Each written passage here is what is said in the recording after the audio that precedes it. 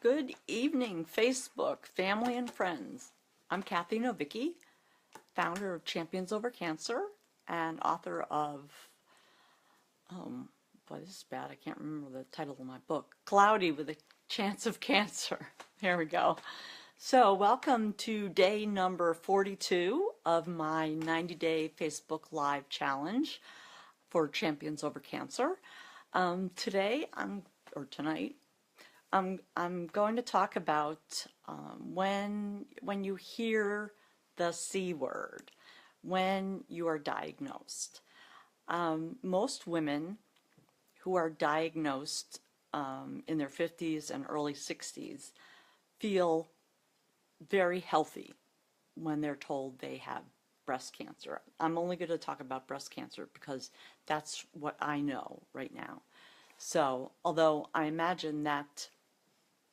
personally imagine that there can be other cancers that are the same way. But of note, I was 47 when I was diagnosed, and I felt great too. So it's a pretty frightening description when you're told that you have breast cancer, because if you've been following my posts, you know that I say what happened when I was told. The world stopped, time kept going, but my world stopped. And when I snapped out of it, it was how many minutes later? I mean, you're just wham, you're just hit, and you're overwhelmed. And women, I'm sorry guys, I know you get breast cancer too, but it's in a smaller percentage. So I speak mostly to women. It's this, how much risk tolerance do you have? Because the relative standard is that breast cells that change, that become malignant, take a long time to do so. I was told by the initial surgeon that I saw, it takes 8 years from the time the first cell mutates until you can feel a tumor. And that has been the standard in healthcare, that breast cancer is a very slow growing cancer. There are exceptions though, and that they're finding through genetic testing and other hereditary factors. I'm not an expert at that. That there are some that are very, very aggressive. And so we have all this, early detection saves lives. You've heard me talk about how much emphasis is put on earlier detection. Now I'm repeating myself. Earlier screening, better screening techniques leading to better therapies. So what I'm basing all of this on that I'm talking about tonight is an article that I've read that was talking about how to treat cancers when we're finding so many more, because that we are screening so more, but the death rate hasn't gone down. So they're confused because they're finding all these cancers, but what they're finding tumors at earlier stages. So the question then becomes, well, how do you treat it? And the medical community there's alarm in the medical community about more aggressive surgeries. And you know that I have stated quite publicly that I had bilateral mastectomies, but I was when I found my tumor, I was a stage 3A, which meant that my tumor was the size of a walnut, and it had invaded the the breast tissue, and I already had 3 positive nodes. So in my case, aggressiveness to treatment was appropriate because that was advanced. Because I already had malignancy in my axillary nodes, I was a higher risk, and therefore more aggressive, faster intervention was necessary, even though at the time that I was told, my surgeon told me that from one cell to a tumor being found is 8 years. That really blew me away at the time when I was conscious. You know, it was like, what? 8 years? And I was 47. So it started, let's see, how's my math? To change when I was 39? Is that right? My human calculator is sitting next to me and he says, yes, that's correct. So 39, and I had no family history, and I had mammograms. I was very diligent about self-examinations.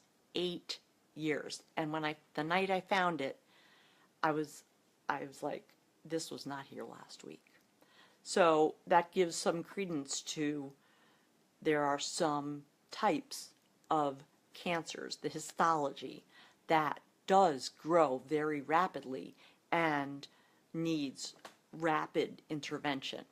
Now, there was, like 8 weeks between, something like that, between when I found the tumor and when I had surgery.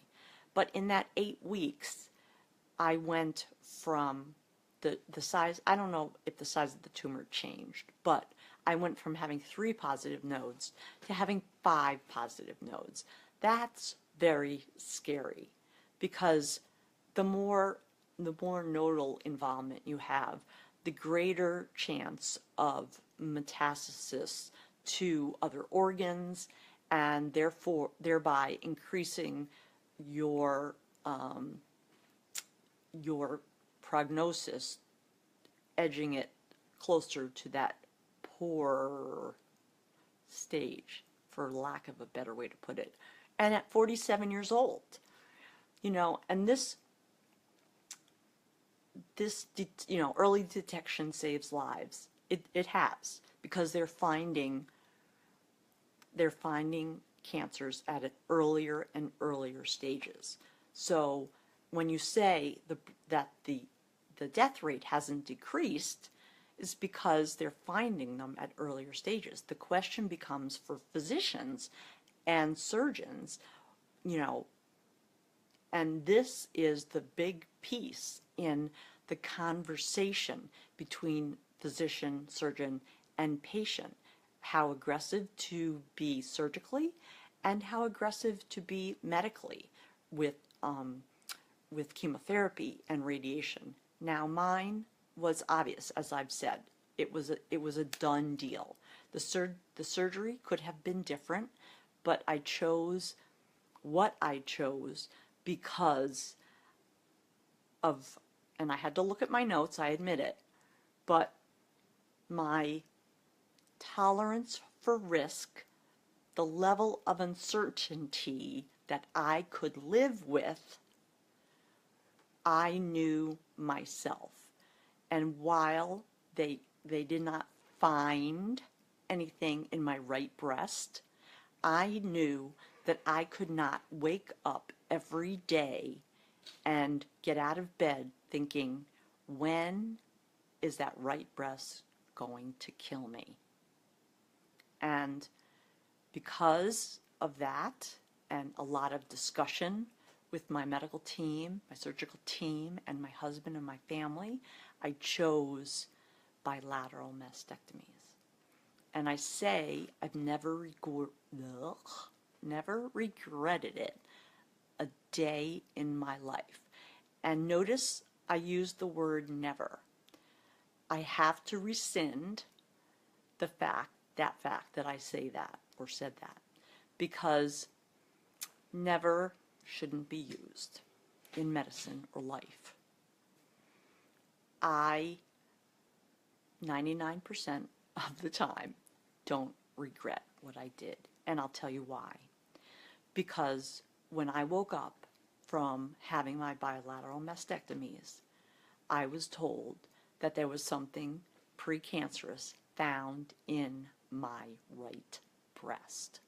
So I had a year of surgery, chemotherapy, and radiation, and had I not done the prophylactic mastectomy on the right, it would have been found, I don't know when, but I would have had to again go through potentially all three of those events. And I can tell you personally that going through it once was plenty enough. Didn't sign up for it, didn't feel bad. Big changes in your life. So this can all be translated into the Champions Over Cancer mission of helping cancer-free patients get on with their life. You know, this clean slate, go forward.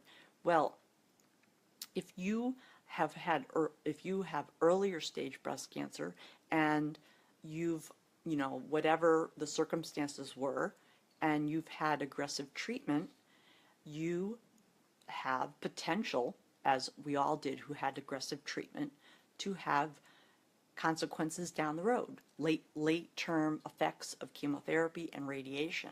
And so this is where it comes into the cancer-free population realm, because the death rate is not dropping because they're finding them earlier and earlier. But it's that decision in between of what to do that determines to a large extent what happens down the road. Now, I'm not here to tell you what to do. And there's no one in the world that can tell you that except you. And that is a terrible burden, because I can remember at the time, and I am a medical professional. I'm a registered nurse. And you can't make decisions. You have decisions A through D you have to make, for example.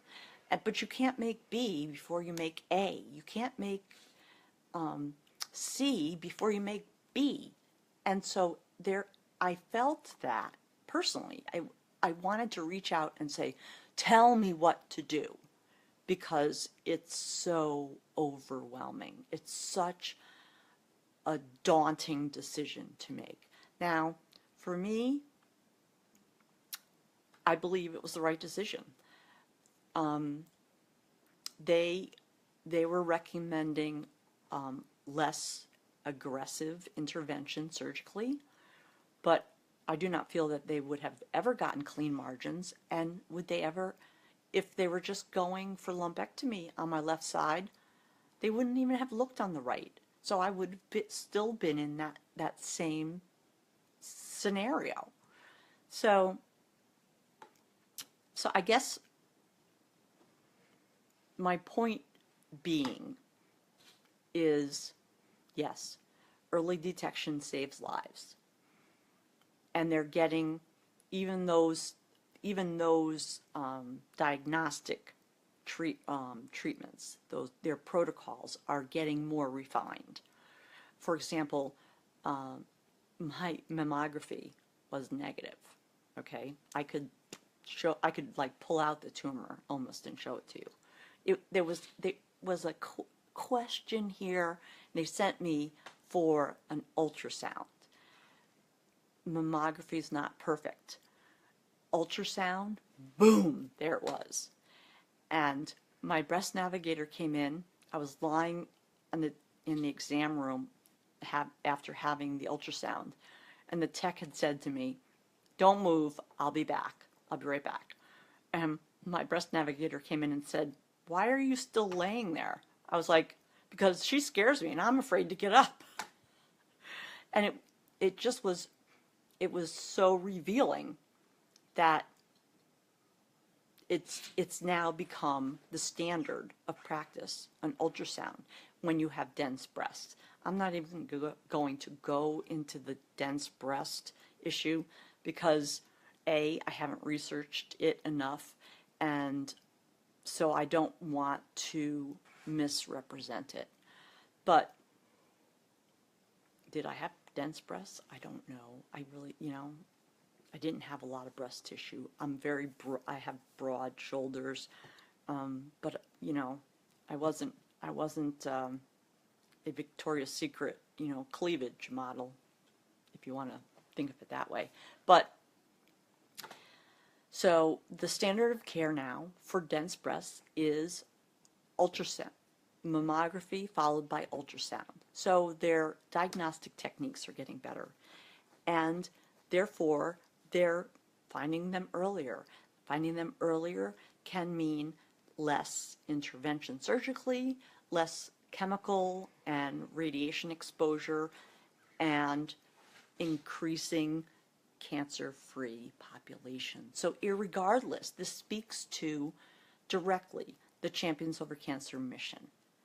And yay for earlier detection, because you'll have potentially, if you don't have aggressive treatment earlier because you didn't need it, and some are saying just active surveillance, meaning especially for ductal, which is a stage 0, just every 6 months mammogram, ultrasound, or whatever. But I knew that that was not for me, and the situation I was in totally ruled that out.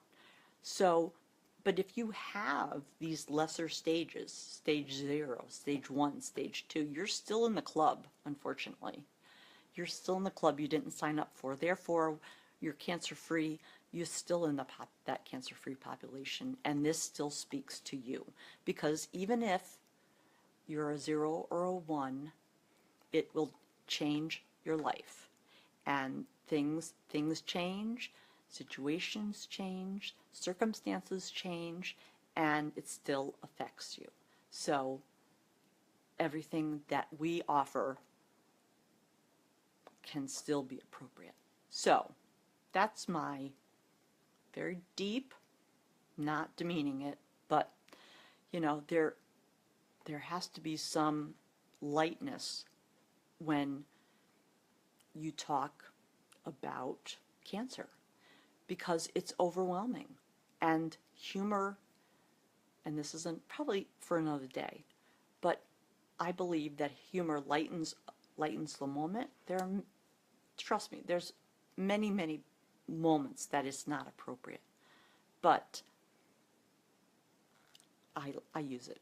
I use it professionally. I use it personally, and if people are uncomfortable with it, then just speak up, because everyone has the right to an opinion, because we are in the United States of America and we have freedom of speech. So, I really could go on a tangent with that one, but I won't. So,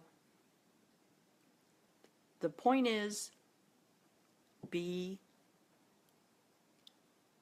get your mammograms done, get your ultrasounds done, and if you sit across from a surgeon and they tell you that you have cancer, stop.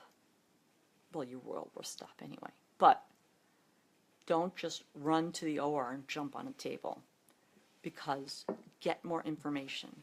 Know the stage you're at, know what the options are. Find a team that will work with you and do what you want done within reason. Do your due diligence, get your education, not your doctorate, but research, not just on Google either. There are scientific sites that will give you better and clearer information. Please don't go, don't use MedMD or whatever. Don't go to these blog sites, because while it's important for people to express themselves, you need scientific data. And that's very, very important when you're making these kind of life decisions. So this was very disjointed. I'm sorry about that.